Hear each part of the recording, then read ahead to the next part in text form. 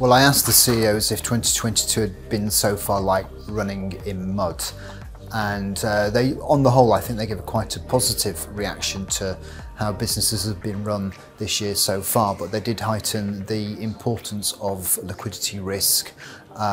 That this will become much more into play with them and their clients going forward, and also the importance of asset diversification. But I think, I think really the main point they made was about liquidity and how this is a much more increased risk than what it was prior to 2022.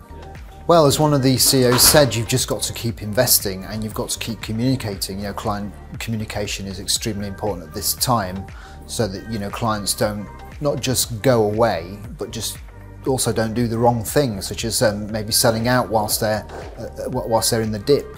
And so client communication yet again has come to the fore at a time of market volatility.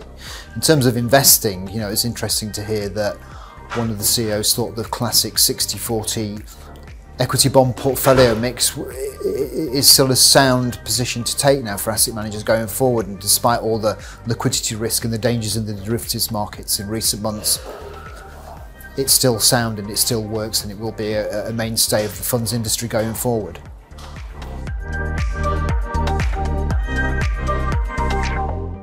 Overall, the panel on sustainability was extremely interesting because there was a number of different views. Not everybody is exactly on the same page. For example, with the point about divestment, which is something we spoke about, one of the panelists didn't think divestment worked.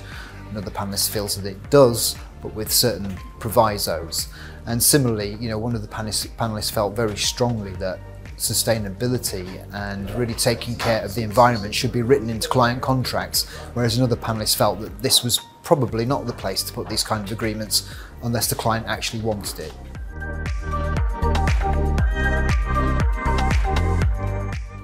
Personally, I thought the CEOs were actually quite positive on regulation. That's not to say there aren't misgivings, but they do support the idea that ESG certainly needs to be embedded in a regulatory framework. At least, that's how I interpreted them. They just feel that regulators are not always getting the regulation the right way round and really need to pay more attention to how they deliver it.